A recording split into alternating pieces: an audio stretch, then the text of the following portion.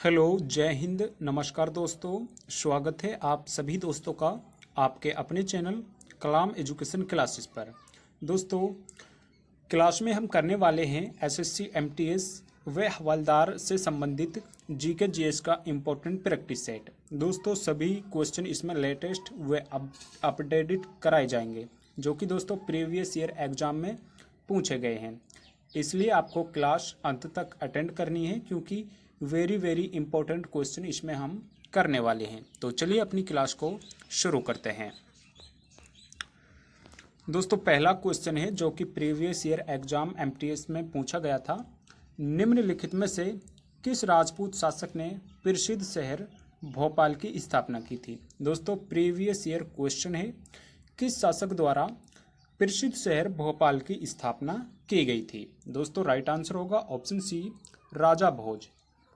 भोपाल की स्थापना राजपूत शासक राजा भोज द्वारा की गई थी। इंपॉर्टेंट है, ऑप्शन सी राइट आंसर हो जाएगा।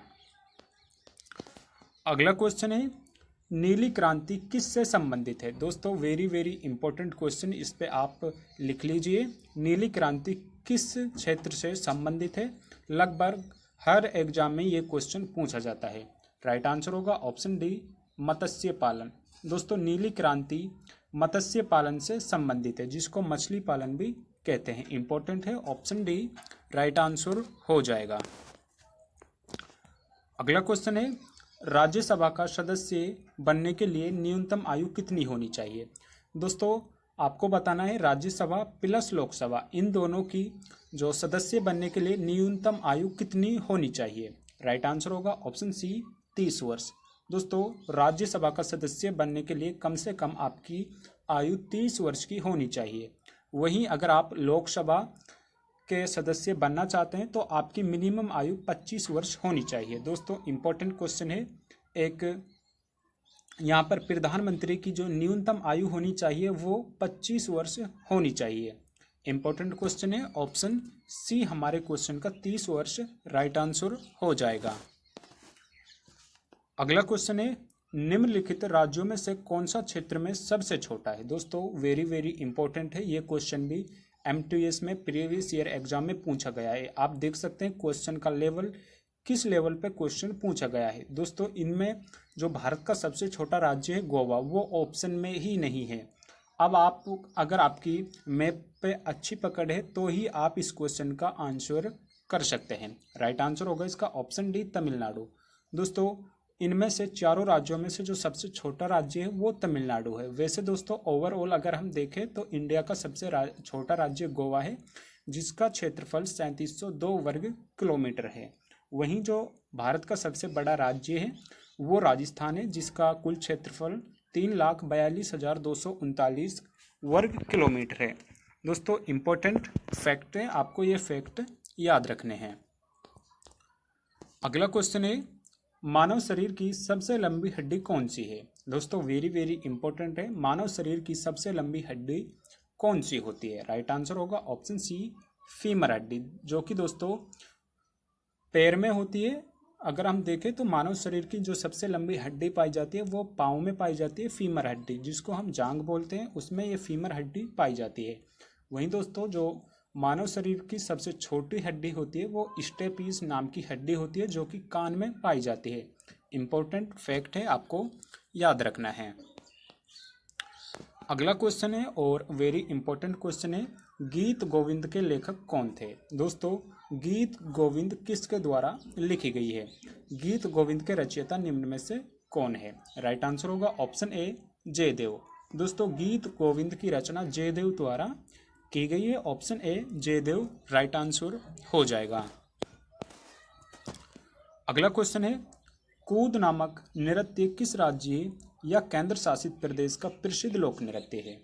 दोस्तों, वेरी वेरी इंपॉर्टेंट क्वेश्चन है, कूद नृत्य किस राज्य या फिर केंद्र शासित प्रदेश का एक प्रसिद्ध लोक नृत्य है? राइट आंसर होगा ऑप्शन ए, जम्मू और कश्मीर। दोस्तों, कूद नामक नृत्य ये जम्मू और कश्मीर में किया जाता है। वहीं दोस्तों, बात करें बिहार की, तो बिहार से हो जाएगा जाट जाटिन नृत्य। दोस्तों वेरी वेरी इंपॉर्टेंट है बिहार का जाट जाटिन। वहीं दोस्तों लक्षद्वीप की बात करें तो परिचकली नृत्य वेरी वेरी इंपॉर्टेंट है लक्षद्वीप का। हरियाणा की बात करें तो फाग नृत्य, गुग्गा नृत्य आदि इंपॉर्टेंट क्वेश्चन है। इंपॉर्टेंट नृत्य फाग नृत्य है, कई बार एग्जाम में पूछा जा चुका है, हरियाणा से इसका संबंध है।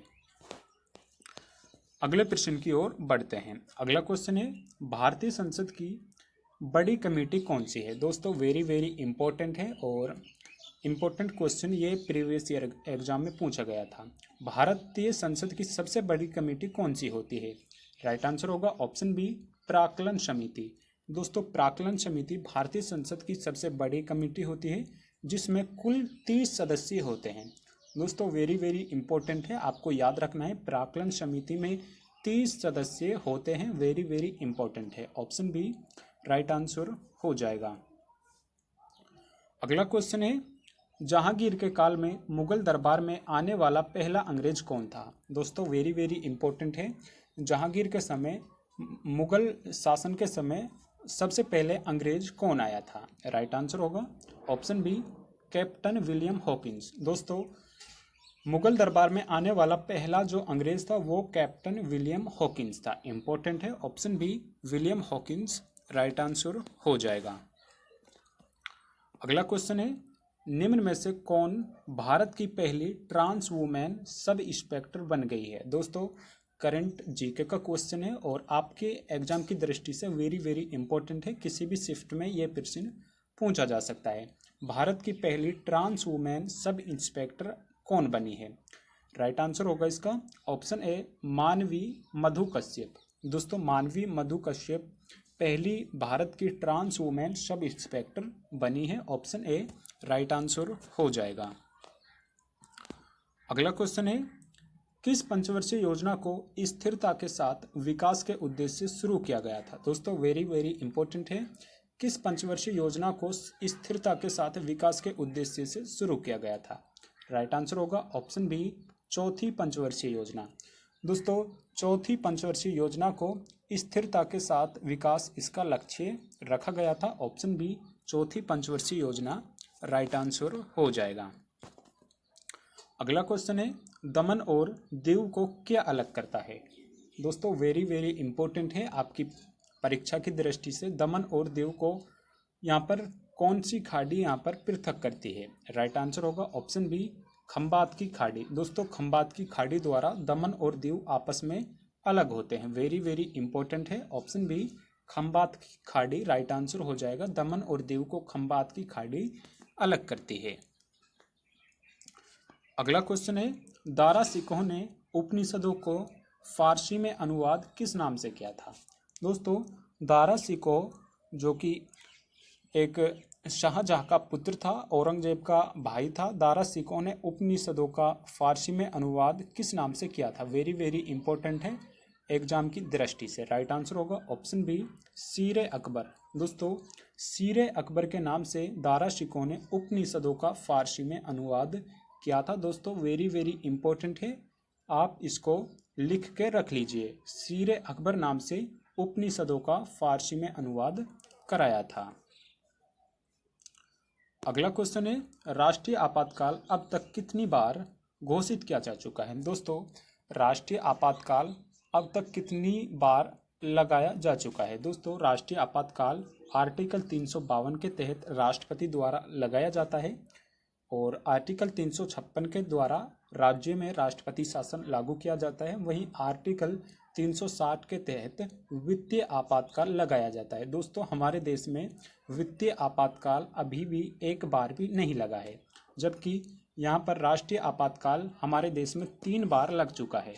ऑप्शन सी 3 बार राइट आंसर हो जाएगा। वेरी वेरी इंपॉर्टेंट है, ऑप्शन सी राइट आंसर हो जाएगा। अगला क्वेश्चन है 2011 की जनगणना के अनुसार किस केंद्र शासित प्रदेश में सबसे अधिक लिंगानुपात है। दोस्तों वेरी वेरी इंपॉर्टेंट है, जनगणना से संबंधित क्वेश्चन है। 2011 की जनगणना के अनुसार किस केंद्र शासित प्रदेश में सबसे अधिक लिंगानुपात है। राइट आंसर होगा ऑप्शन सी पुडुचेरी। दोस्तों पुडुचेरी की सबसे ज़्यादा लिंगानुपात है केंद्र शासित प्रदेशों में। अगला क्वेश्चन है, निम्नलिखित केंद्र शासित प्रदेशों में से कहाँ ओंग जनजाति के लोग रहते हैं। दोस्तों, ओंग जारवा जनजाति के लोग किस केंद्र शासित प्रदेश में निवास करते हैं। राइट आंसर होगा ऑप्शन ए, अंडमान और निकोबार द्वीप समूह में। दोस्तों, ओंग, सोमपो और यहाँ पर ये अंडमान और निकोबार द्वीप समूह में ये जनजातियाँ पाई जाती है। ऑप्शन ए इंपॉर्टेंट क्वेश्चन है, राइट आंसर हो जाएगा। अगला क्वेश्चन है, भारतीय राष्ट्रीय कांग्रेस के प्रथम अध्यक्ष कौन थे। दोस्तों, वेरी वेरी इंपॉर्टेंट है, भारतीय राष्ट्रीय कांग्रेस के प्रथम अध्यक्ष निम्न में से कौन थे। राइट आंसर होगा ऑप्शन सी, दादा भाई नौरोजी। दोस्तों, दादा भाई नौरोजी भारत का इसको ग्रैंड ओल्ड मैन कहा जाता है। दादा भाई नौरोजी भारतीय राष्ट्रीय कांग्रेस के प्रथम अध्यक्ष थे। अगला क्वेश्चन है, डॉक्टर भीमराव अंबेडकर ने संविधान का हृदय और आत्मा किसे कहा था। दोस्तों, वेरी वेरी इंपॉर्टेंट है, अंबेडकर जी द्वारा संविधान का हृदय और आत्मा किसे कहा गया था। राइट आंसर होगा ऑप्शन सी, संवैधानिक उपचारों का अधिकार। दोस्तों, संवैधानिक उपचारों का अधिकार आर्टिकल 32 में निहित है। इसी को अंबेडकर जी द्वारा हृदय और संविधान की आत्मा हृदय कहा गया था। वेरी वेरी इंपॉर्टेंट फैक्ट है, आपको ये याद रखना है। अगला क्वेश्चन है, प्रतिरोध का मात्रक क्या है। दोस्तों, वेरी वेरी इंपॉर्टेंट है, प्रतिरोध का मात्रक निम्न में से क्या है। दोस्तों, आपको इसका आंसर कमेंट बॉक्स में करके बताना है, प्रतिरोध का मात्रक क्या है। अगर सभी दोस्त इसका आंसर जरूर करें। वहीं दोस्तों, हमारी क्लास का अंतिम प्रश्न है, नाबन्ना नामक फेस्टिवल किस राज्य में मनाया जाता है। दोस्तों, वेरी वेरी इंपॉर्टेंट है, प्रीवियस ईयर एग्जाम में पूछा गया है, नाबन्ना नामक फेस्टिवल किस राज्य में मनाया जाता है। राइट आंसर होगा ऑप्शन बी, पश्चिम बंगाल में। दोस्तों, नाबन्ना नामक फेस्टिवल ये पश्चिम बंगाल का इम्पोर्टेंट नृत्य है। दोस्तों, अगर आपको ये क्लास पसंद आई है तो लाइक ज़रूर करें, वे चैनल पर नए हैं तो चैनल को सब्सक्राइब भी जरूर कर लें। धन्यवाद।